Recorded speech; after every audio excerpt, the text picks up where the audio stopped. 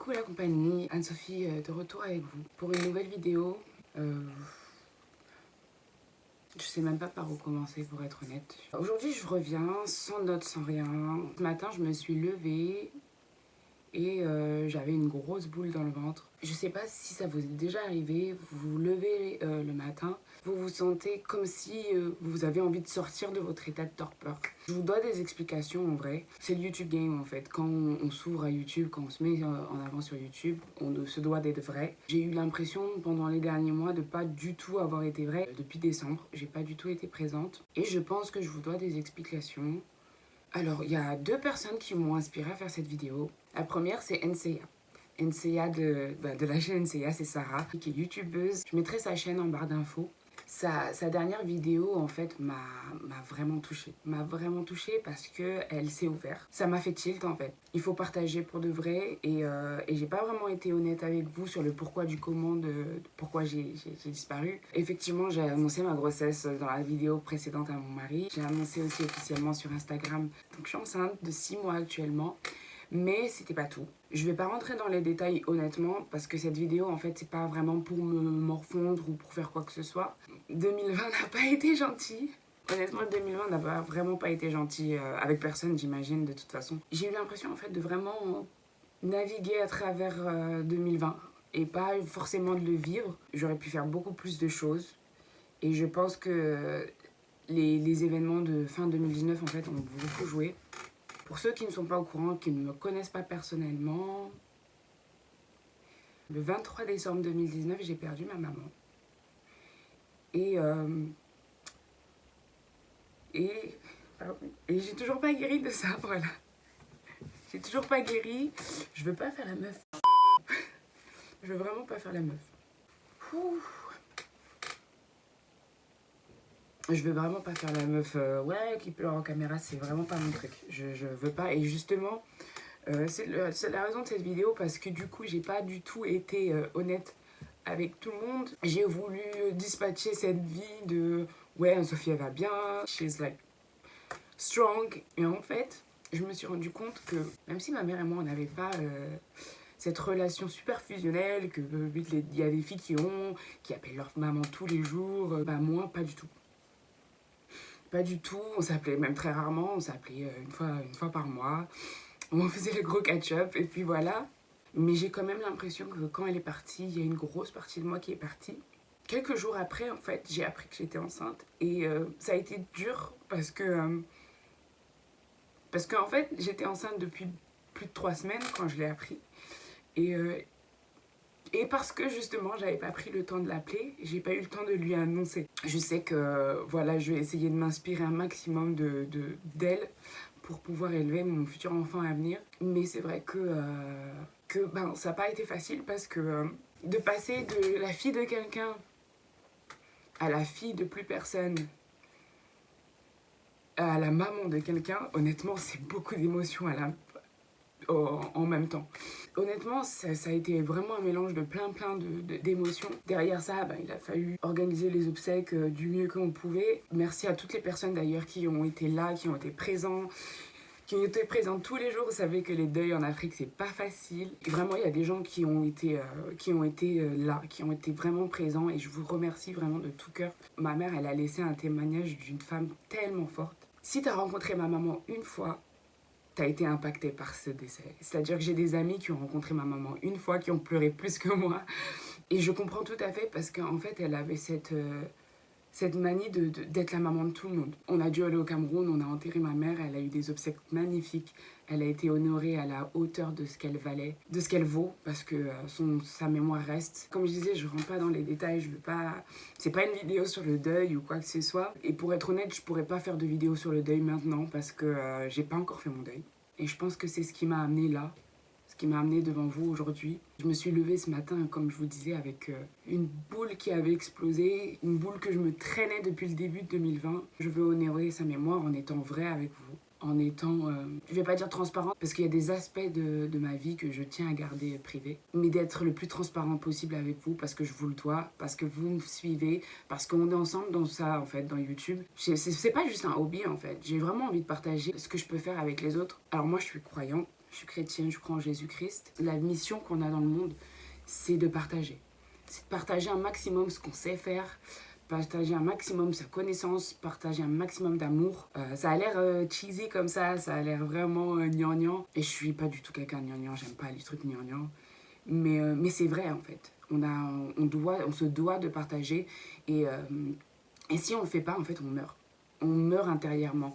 Et ces derniers mois, c'est vraiment ce que j'ai ressenti en fait. J'ai eu l'impression d'avoir navigué à travers 2020, de ne pas l'avoir vécu, même si bon, il n'y avait pas grand chose à vivre, étant donné qu'on était confinés. D'avoir navigué à travers 2020 et de l'avoir subi. Il n'y a rien de pire parce qu'en fait, pendant toute ma vie, j'ai été dans cette mentalité de victime, jusqu'à fin 2017 à peu près, où j'ai décidé de déménager en Irlande, de changer ma vie, de sortir de ma zone de confort, d'arrêter de me plaindre. Et j'étais bien. Je m'étais retrouvée, je commençais à me construire en fait, moi, à découvrir la vraie Anne-Sophie. Anne-Sophie qui se bat, Anne-Sophie qui va pour ce qu'elle a envie de faire. Tout ça en fait, ça a été éclaté par le décès de ma maman. Cette partie de moi-même que j'ai perdue, j'ai vraiment envie de la reconstruire. Elle sera perdue de toute façon. Mais je pense qu'il est important en fait que cette partie soit construite par autre chose parce que j'ai un bébé qui arrive. Je me dois en fait, et pas parce que je me donne des obligations ou quoi que ce soit, hein, mais j'ai pas du tout envie d'inculquer, d'avoir que mon fils, ou ma fille d'ailleurs, parce qu'on le sait pas, on le sait toujours pas, parce que Raïm ne veut pas le savoir d'ailleurs, ça me stresse un peu. Lui il veut avoir la surprise à la naissance. Moi j'ai envie de savoir, mais je sais que si je sais, je vais lui dire. Alors du coup, si je lui... ça c'est n'importe quoi. Du coup, je le sais pas. J'ai pas envie d'inculquer à mon enfant... j'ai pas envie qu'il ait une mère qui soit molle. C'est vraiment pas la personne que j'ai envie d'être. Comme je disais, Sarah m'avait vraiment beaucoup inspirée dans sa vidéo où elle parle du décès de sa mère. Je sais pas, en fait elle m'a tellement montré un exemple de force que du coup ça m'a donné envie de faire cette vidéo et de me lever aujourd'hui. Et la deuxième personne qui m'a beaucoup inspirée, c'est Desiree Perkins. Alors c'est une youtubeuse américaine qui vient d'annoncer en fait sa grossesse. Et c'est vrai que quand j'ai appris que j'étais enceinte, ça n'a pas été facile. Ça a vraiment été un choc. Et pour moi, c'était pas une bonne nouvelle en fait. Il y en a beaucoup que ça va choquer. Et c'est là où j'ai pas été honnête avec vous. Il y en a plein qui se sont dit que, waouh, Anne-Sophie, elle s'est mariée, voilà maintenant un bébé, super. Bref, tout va bien pour elle dans sa vie. Non, en fait, j'étais pas du tout dans l'état d'esprit qu'on s'attend quand on a une nouvelle comme ça. Et même si ça avait l'air que j'étais super contente, ça a été vraiment un coup dur parce que j'avais pas encore digéré la mort de ma mère. Et du coup, d'apprendre que je vais créer la vie derrière, j'ai pas régulé en fait. Mon corps il a pas régulé, mon esprit il a pas régulé. Et je pense que c'est l'une des raisons qui a fait que j'ai pas du tout vécu un bon début de grossesse. J'ai été allongée, j'ai été alitée pendant pratiquement les 5 premiers mois de ma grossesse. Je sortais uniquement pour aller chez le médecin. Donc j'ai été confinée bien avant le début du confinement. Et donc pour moi, la grossesse, ça n'a pas été une bonne nouvelle. Ça n'a pas été quelque chose que j'ai bien accueilli psychologiquement. Et du coup, ça s'est répercuté sur mon corps. J'ai eu tous les symptômes, hein, tout ce que vous voulez. Nausées, maux de tête, mal de dos, maux de ventre, les jambes lourdes, la tête qui tourne. Honnêtement, c'est pas du tout facile. Parce que psychologiquement, en fait, j'avais pas accepté ma grossesse. Et j'étais toujours pas passée de fille à mère.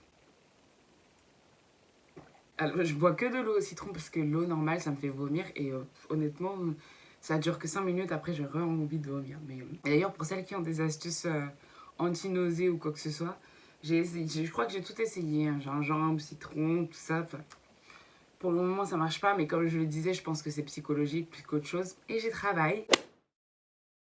Quand j'ai vu la vidéo de Désirée, et je la remercie, je sais qu'elle ne me connaît pas, elle va certainement pas voir cette vidéo. Le fait de voir en fait qu'il y a des gens en fait sur cette terre qui le veulent vraiment, et alors que toi tu l'as naturellement, t'as pas eu à te battre pour l'avoir, et tu te plains. Et je suis devenue cette personne-là qui se plaignait, qui était désagréable en fait, qui n'émanait pas de bonnes énergies. Je me suis repliée sur moi-même, j'avais pas envie forcément de parler aux gens. De voir cette vidéo de Desiree Perkins, c'était un peu pour moi un wake-up call, comme on dit en anglais. T'as la chance d'avoir un mari qui est super présent. Ouais, shout out to Raïm. Franchement, c'est le meilleur mari du monde. C'est le meilleur mari du monde. C'est incroyable. J'ai une chance incroyable. Cette vidéo de Desiree Perkins a montré vraiment que quand t'as un vrai goal, quand t'as un vrai but dans la vie et que tu te bats pour ça, c'est que des bénédictions ensuite en fait. Et du coup, j'ai décidé qu'on recommence aujourd'hui.